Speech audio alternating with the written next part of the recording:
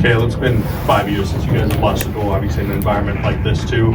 You ever take a step back to kind of take in everything you've built to this point and your coaching staff and team up to this point? No, we don't think about that stuff. I mean, we're just trying to we're thinking about our next match and getting better and just doing what we do. I mean, we just maybe at some point you do, but that's not something. I mean, we don't really worry about that stuff. This team's not worried about anything that happened in previous years, right? They're just doing what they do and just competing hard, and they wrestle pretty dang good. It's a really good team we saw tonight, so proud of them.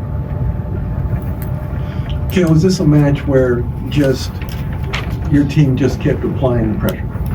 Moving forward on the offense all the time, just pretty much what you want to see against the Iowa team. I think so. I think you got to go back and kind of think through the matches. But yeah, I think for the most part, I mean, that's just our style, and we're going to move forward and we're looking to score points, right? And I think with very few exceptions, that's just kind of the case. So, but yeah, I think we have a lot of little things we can work on, and I think I say it every year, but I mean, Iowa does a really good job of kind of figuring your guys out and scouting them, so they always you can always go back and kind of see what you can do better, because they're usually very prepared for the matches, so they do a really good job with that stuff, so we can kind of go back and watch these matches and pick up some things we can do better. This one's for Tyler. Can you just walk us through that moment, the final seconds of your match, hyping up the crowd, the fist pump before the match is even finished, and also just kind of wrestling through the adversity, the blood timeout and everything? Yeah, I mean, the blood time, that's just what happens in wrestling. Things happen. So I wasn't too really worried about that. But, I mean, as far as the celebration and that stuff, I mean, I kind of just blacked out. I have no idea what I really did. Just enjoying the moment and, grateful for the opportunities to go wrestle a team like Iowa. I mean, they're probably my favorite team to wrestle just because I just like wrestling. Cael, go ahead, sorry. What went into the decision for Braden not to wrestle tonight? Was that injury related or something else? Yeah, just a little banged up from a week ago. So, Kurt's, he's a little undersized, obviously, but he's got a huge heart and he's a great wrestler, and he wanted that shot, so we gave it to him. Obviously, that was a tall order, with Iowa. He's obviously really good, and but yeah.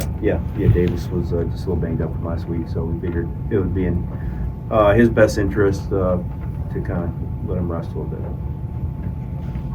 Cael, Coach Brands was displeased that your guys scored first in many of the matches and scored late in most of the matches. Were you pleased with the fight and the effort that carried all the way through to the end? Yeah, I think our guys wrestled well. I mean, I think we have a couple of situations that we can really learn from and make some improvements. But overall, our guys are consistent. I mean, they like to compete, and it's kind of the first question is that's just kind of how we wrestle. We're going to move forward and try to create angles and score points, and people know that's what we're going to do, and so that makes it kind of more fun to and a challenge to continue to be able to do that. Sorry, I was looking over at Nate. Sorry, Tyler, when you're bleeding in a match, what kind of adjustments do you have to make? Nothing really. I mean, just all wrestling at the end of the day. I mean, kind of take your emotions out of it. Especially when you got I don't know how many people were there, so the adrenaline kind of gets pumping. I didn't even really know how bad or what it really looked like. I just knew there was a little bit of blood. So yeah, it's just part of the sport, and I kind of like it. It's fun. Makes you feel alive a little bit. It's not his eyebrow. A lot of those are stitches. So yeah, it was pretty bad. Tough dude. Greg, I know you guys, being towards the tail end, you get to see probably a match of Tyler's, and to see him black out, as he says, and doesn't remember what he did. What's that do for you as a teammate to see that type of response in a win like that? It doesn't quite do anything for me. I know that doesn't sound great, but I know all 10 guys, all 9 guys, including me, are going to do their job and take care of business. So it's part of what's great about being on this team is you don't have to worry about those guys.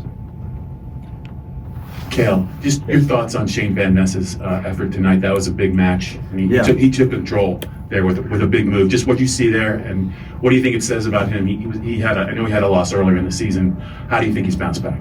Yeah, I thought Shane wrestled great, right? He went out and got that first takedown and gave up a takedown back, and he was like, hey, this is a great match. I mean, you got two of the best guys in the country scrapping, and then, yeah, Shane just kept kind of pushing forward as has been described, and, you know, I was just kind of fought through it and looked great. So, yeah, I was really happy with Shane. I mean, he's wrestling really well. Another question for Tyler. What kind of help did Levi Haynes give you? Because he's wrestled Ja'Cory Teamer before when the stakes were the highest in the NCAA championship. So how did he help you, being that he wrestled him as a former opponent? I mean, honestly, he didn't really tell me anything. You know, he just told me to go smash him. And, yeah, I think I did a pretty good job of that. And, yeah, I mean, we really don't game plan for guys like that, I feel like. I mean, kind of just take one step at a time, just try and focus on right now. There's not really like a focus on, you know, guys in the future, or, you know, I just worry about getting better and you know, having fun. For Greg or Tyler, what was it like hearing the roar of the crowd and wrestling in front of the packed out BJC? Sick. Greg, go ahead. Oh, it was cool. Tyler, anything more than that? Sick. That's all I got for you. Cael, for years now, we've heard you talk a lot about not focusing on wins and losses or the outcomes, but, you know, more improvement in the process.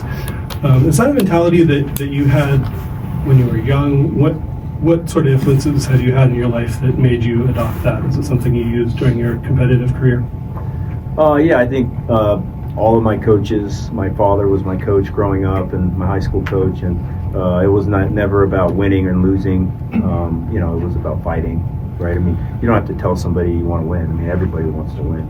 And my coach Bobby Douglas, same thing. He never talked about winning. It was just getting better and wrestling and doing what you do.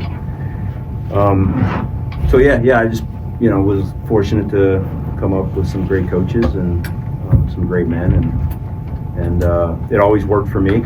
And you know, different things, little different tweaks and spins on the approach. But yeah, I mean, there's a higher standard than winning and losing, right? I mean, it's a pretty low standard. You know, I mean, we can. It's more performance, and, you know, our effort and our attitude is always going to be a higher standard than winning or losing. This is for everybody. Do you guys believe in making statements?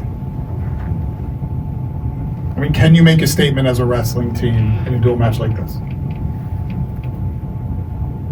Yeah, I guess so. I mean, I feel like we kind of already knew, or I felt like this team was pretty special, and so I think when you go against the number 2 team in the country and you kind of handle them pretty well, I felt like, as far as not even a scoreboard, but as far as the effort and just attitude, I felt like, I mean, everyone was pumped up, and I mean, everyone was just having fun. I mean, I feel like the bigger the matches, the more fun we end up having, and the more free I feel like I get, and I feel like I feed off that with the guys on the team.